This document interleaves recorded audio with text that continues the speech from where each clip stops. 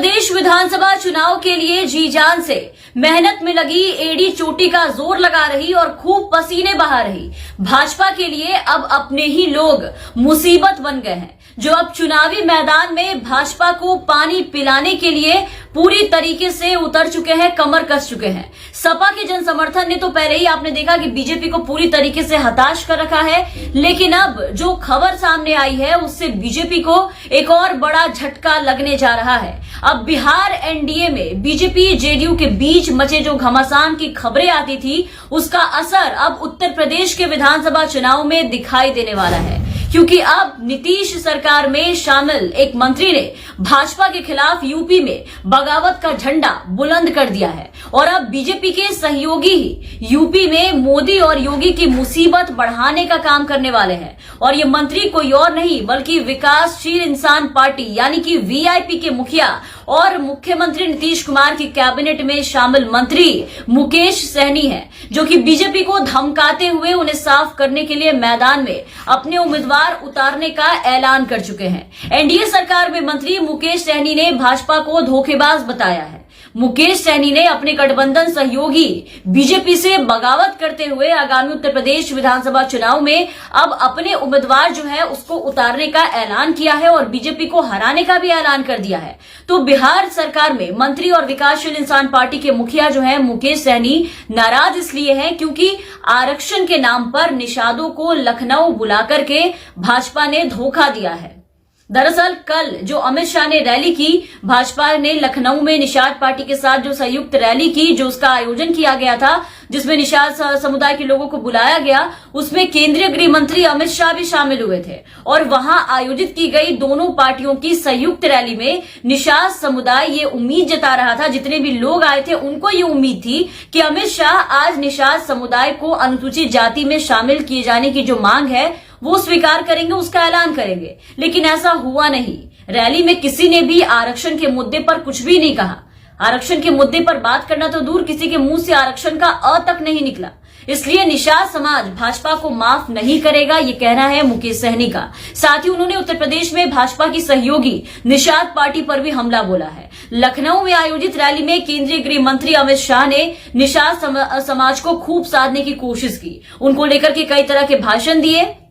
इसके अलावा अमित शाह ने कहा कि रैली में उमड़ी जो निषाद समुदाय की जो समाज की जो भीड़ है वो बताती है कि आने वाले विधानसभा चुनाव में भाजपा और एनडीए 300 सीटों पर जीत हासिल करके अपनी सरकार बनाएगी। साथ ही उन्होंने ये भी कहा वहां पर कि अगले विधानसभा चुनाव में जब जीत मिलेगी तो जीत दर्ज करके दोबारा जब सरकार बनाएगी तो सरकार बनने के बाद निषाद समुदाय के बाकी जो एजेंडे हैं उसको पूरा किया जाएगा। लेकिन अमित शाह की इस रैली में शाह ने जो किया और जो कहा, लोगों को साधने की जो कोशिश की, ना तो उस वक्त वहां के निषाद समुदाय के लोगों को पसंद आया और ना ही यहाँ बिहार में जो मंत्री हैं मुकेश सहनी उनको पसंद आया। रैली में ही आपने देखा था, उसकी तस्वीरें हमने आपको दिखाई थी कि निषाद समुदाय के लोग अमित शाह के भाषण से, अमित शाह की बातों से निषाद समुदाय को आरक्षण की बात ना करने पर जमकर हंगामा हुआ। लोगों ने कुर्सियां तोड़ी थी, खूब तोड़फोड़ किया और साफ कहा था कि कुछ भी हो जाए अब भाजपा को तो वोट नहीं देंगे। और अब देखिए कि निषादों को इस तरह से बुला करके ठगने पर बिहार में नीतीश सरकार के जो मंत्री हैं मुकेश सहनी जो है वो अब सामने आ चुके हैं, पूरी तरीके से बीजेपी के खिलाफ नजर आ रहे हैं। वीआईपी के मुखिया मुकेश सहनी ने कहा है कि लखनऊ में हुई रैली से ये पूरी तरीके से अब साबित हो चुका है कि निषाद पार्टी संजय निषाद और उनके परिवार की पार्टी है। साथ ही उन्होंने कहा है कि निषाद पार्टी के जो अध्यक्ष हैं संजय निषाद, वो समाज के लोगों को ठग रहे हैं। बीजेपी के साथ मिल करके पूरी तरीके से छल कपट करके उनका वोट लेंगे और उनको इसी तरीके से छोड़ देंगे। अब उन्होंने कहा है कि 25 दिसंबर के बाद से उत्तर प्रदेश में इनकी पार्टी की जो प्रचार यात्रा है वो शुरू की जाएगी, मुकेश सहनी की। इसके साथ ही उन्होंने अब अपने गठबंधन सहयोगी बीजेपी से बगावत करते हुए आगामी उत्तर प्रदेश विधानसभा चुनाव में उम्मीदवार उतारने का जोर शोर से ऐलान कर दिया है। विधानसभा की कुल 403 में से 165 सीटों पर उम्मीदवार उतारने का ऐलान किया गया है। और एनडीए सरकार में जो ये मंत्री हैं मुकेश सहनी, इन्होंने भाजपा को धोखेबाज भी बताया है, अपनी ही पार्टी जिसके साथ बिहार में ये गठबंधन में है। तो यूपी चुनाव में सहनी के इस ऐलान,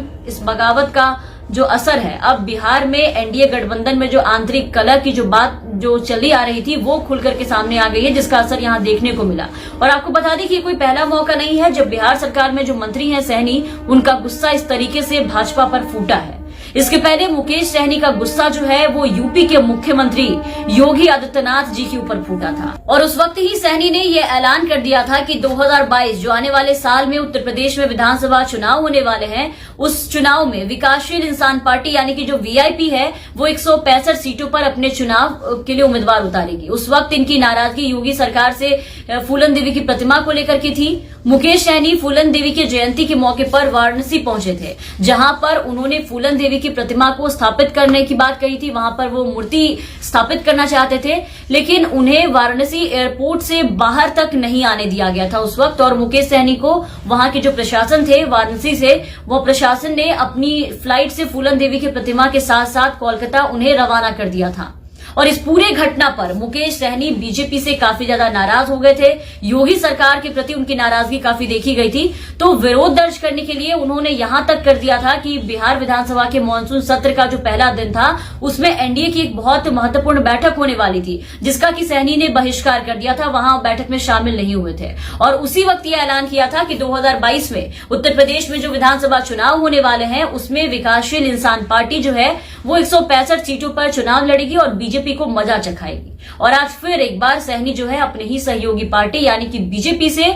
नाराजगी व्यक्त की है निषाद समुदाय के अपमान को लेकर के। और यहां आपको ये बता दें कि निषाद समुदाय जो है वो काफी लंबे समय से अनुसूचित जाति में शामिल किए जाने की मांग कर रहा है। आरक्षण के मुद्दे पर लगातार बात की जा रही है, और अभी जो आयोजित की गई रैली थी वो दोनों पार्टियों की संयुक्त रैली में निषाद समुदाय जितने भी लोग वहां पर आए थे उनको ये पूरी उम्मीद थी कि अमित शाह निषाद समुदाय को इस अनुसूचित जाति में शामिल किए जाने की जो मांग है वो स्वीकार करेंगे, निषाद समुदाय को आरक्षण मिलेगा, लेकिन ऐसा हुआ नहीं। और इससे निषाद पार्टी के अध्यक्ष संजय निषाद ने भी इसको लेकर के नाराजगी जताई है और इसके लिए योगी आदित्यनाथ को पत्र लिखा है, और पत्र लिख करके कहा है कि अगर बीजेपी को निषाद समुदाय का, निषाद समाज का वोट चाहिए तो उन्हें इस समाज के लोगों का ख्याल रखना होगा, उनके जो मुद्दे हैं उस पर विचार करना होगा। और अब उनके साथ साथ बिहार सरकार में मंत्री सहनी भी खुल करके बगावत पर उतर चुके हैं, मैदान में उतर चुके हैं पूरी तरीके से बीजेपी के खिलाफ। भाजपा को सीधे तौर पर धोखेबाज बता रहे हैं और यूपी से बीजेपी को साफ करने की बात कर रहे हैं।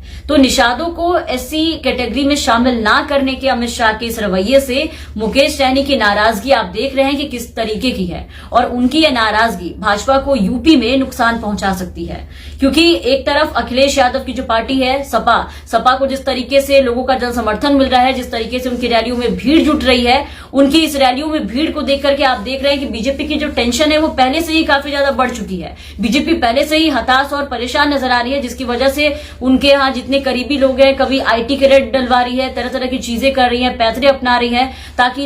इनको डराया घबराया जाए। लेकिन अब अखिलेश यादव ने तो पहले ही ऐलान कर दिया कि कुछ भी कर ले बीजेपी, उनकी जो ये साइकिल यात्रा है वो रुकेगी नहीं, साइकिल की जो रफ्तार है वो थमेगी नहीं, चाहे बीजेपी लाख कोशिश करे। अब उसके बाद अब आप देखिए कि उनकी सहयोगी पार्टी बिहार में जो है, जो गठबंधन में मिलकर के सरकार चला रहे हैं,